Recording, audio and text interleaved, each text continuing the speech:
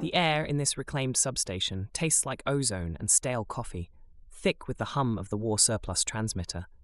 Dust motes dance in the single neon tube, a sickly green wound against the concrete. Hand-labeled vinyl records stack precariously beside a console patched with kente tape, a stubborn heartbeat refusing the silence outside.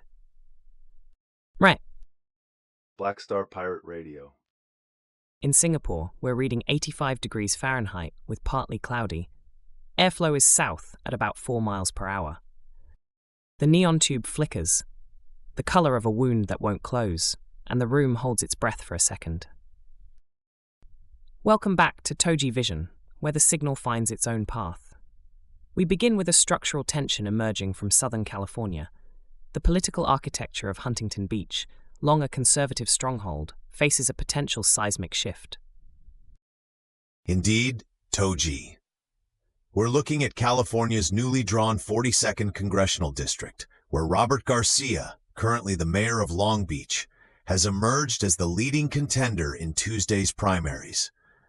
Garcia, an openly gay immigrant and Democrat, secured a significant lead, setting him up against a Republican challenger in the general election. This district now encompasses parts of Long Beach, Signal Hill, and the historically conservative Huntington Beach, a community known for its past bans on the pride flag from city property. Before redistricting, this area leaned heavily Republican, but the redrawing has shifted its demographics, making it more competitive, even leaning Democratic by some analyses. This situation directly affects conservative residents of Huntington Beach who see their political identity challenged. LGBTQ+ communities who see potential for historic representation, and the Democratic and Republican parties vying for control in a crucial swing district. A viable alternative strategy for Republicans to retain influence might be to focus heavily on local economic issues and infrastructure improvements, demonstrating tangible community benefits rather than engaging solely in national culture wars, thereby appealing to a broader base of moderate voters. This isn't just a political race, it's a profound cultural collision playing out on the sand. Huntington Beach, often dubbed Surf City, USA, projects an image of sun-drenched, laid-back conservatism, a cultural myth of homogeneous Americana. Robert Garcia's candidacy is a new wave breaking on that shore, challenging who gets to define California dreamin'. It's a powerful assertion of dignity and provenance for a diverse and evolving population.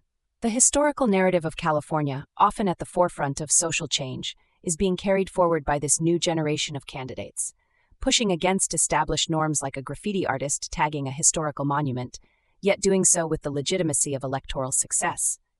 It forces a recalibration of what constitutes local values and demands an integration of logic and emotion in civic discourse, asking us to discern between architectural signal and toxic residue in our shared spaces. Patching in a caller, the skeptic. You're on the signal. The skeptic. Hold on, Togee. A gay Democrat in Huntington Beach? What's the real cost here for residents? Are we talking about a genuine shift in representation, or just another front in the culture war that will leave half the district feeling unheard and ignored? Who truly benefits, and who pays for this political upheaval?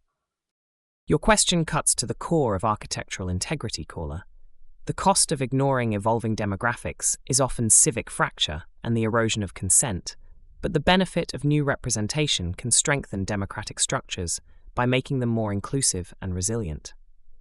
The cost of political upheaval is often a short-term discomfort in exchange for long-term structural integrity, ensuring that self-worth is structural, not contingent on external validation. The district pays by having to confront its own evolving identity, but benefits from a more robust, representative architecture. For a next move, we advocate for the establishment of community dialogue forums and citizen assemblies within the 42nd District, specifically designed to bridge divides by focusing on shared local priorities like infrastructure, public safety, and economic development, while ensuring all voices, including traditionally marginalized ones, are given equal space and dignity in the conversation. It's about building a civic architecture that favors mutual consent and understanding over imposed ideology. Now, let's pivot from domestic political tides to a global security architecture that's also undergoing a rigorous examination. The AUKUS Submarine Pact, a cornerstone of Australia's defence strategy and its alliance with the US and UK, now faces an independent structural review. Cool down is when habits set. Swap the tiresome combo for a clean two-step people want to repeat. This review, led by former Midnight Oil frontman and Labour Minister Peter Garrett, is a significant move that directly addresses public concern. The AUKUS deal, with an estimated cost projected upwards of $368 billion over 3 decades, involves Australia acquiring nuclear-powered submarines, initially at least 3 Virginia-class submarines from the US, followed by a new AUKUS-class design. Garrett's inquiry exposes the Australian government to intense scrutiny regarding the financial prudence, strategic necessity, long-term environmental implications of handling nuclear waste, and the potential impact on regional stability in the Indo-Pacific. Key stakeholders exposed include Australian taxpayers footing the immense bill, the Royal Australian Navy and its operational capacity, and the diplomatic relationship with Washington and London, which could be strained by a critical review. Environmental groups and indigenous communities, particularly those near potential waste sites, are also deeply affected. An alternative to this independent inquiry could have been a closed-door parliamentary committee review, which would offer less transparency but potentially protect sensitive defense information.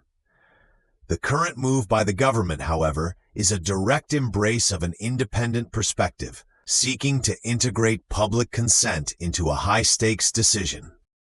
Peter Garrett leading this inquiry is a powerful cultural signal, a mythic figure stepping into a modern geopolitical drama.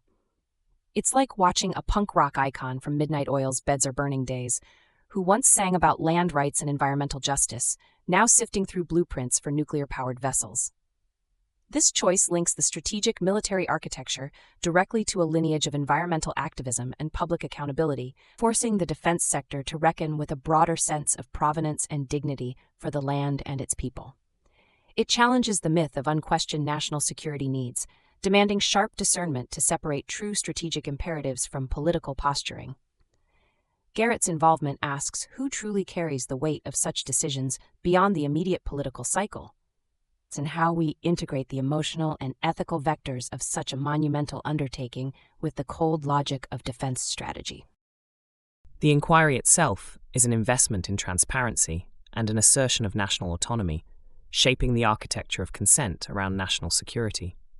The true cost of ignoring scrutiny often outweighs the political friction it generates, fostering long-term resilience. While the Australian government funds such inquiries, its findings could indeed influence public opinion and potentially lead to renegotiations or adjustments to the deal, which could naturally create diplomatic tension. However, a resilient alliance is one built on shared understanding and mutual respect, not blind adherence.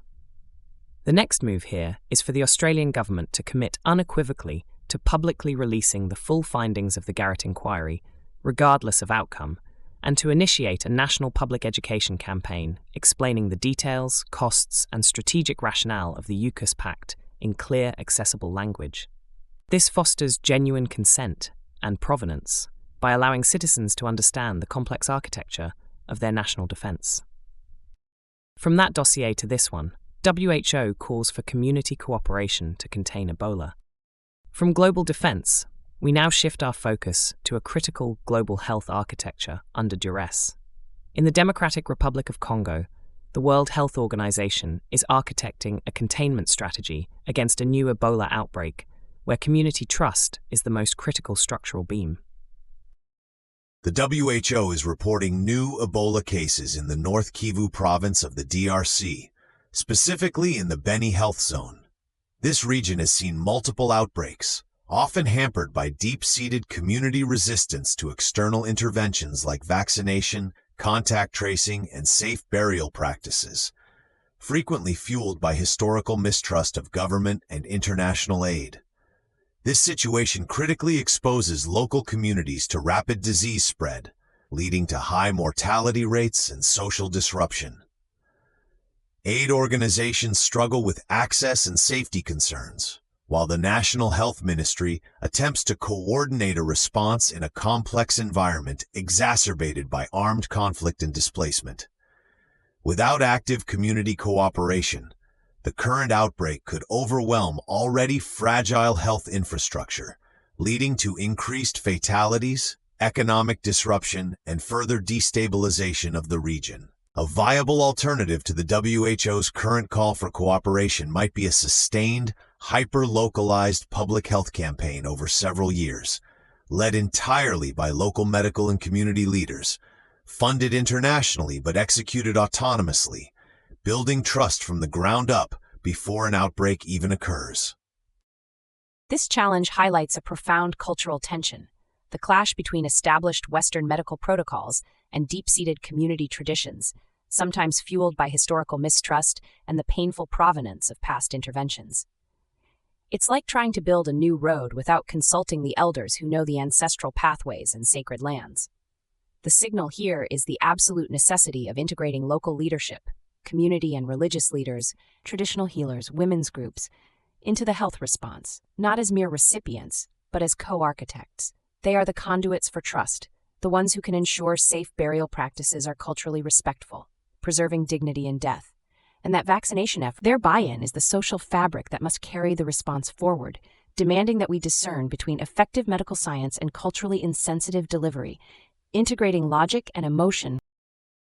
The skeptic. Community cooperation sounds good on paper, but how do you actually get it when people are scared, grieving, and distrustful? What's the real cost if communities don't cooperate? Are we just talking about more deaths? Or is there a bigger social breakdown at stake that could destabilize the whole region? Who ultimately pays the price for this lack of trust? The price of fractured trust, caller, is measured not just in lives, but in the erosion of dignity, social cohesion, and the very foundation of resilient civic architectures. It's a systemic cost that echoes for generations, fueling instability and undermining the autonomy of affected populations. For the Ebola response in DRC, the chosen next move involves direct, sustained investment in training and empowering local community health workers to lead contact tracing and public education initiatives, paired with localized microgrants for families directly impacted by quarantine, replacing punitive measures with support. This approach fosters provenance and dignity from within, ensuring culturally sensitive protocols for safe burials and integrating local traditional healers into the communication strategy. It's an assertion of local autonomy and self-worth in global health, building trust brick by brick, person by person. Black Star Pirate Radio. Continue the signal at TogeeVision.com. Tune in, Sparks and Stories, Gig Passport.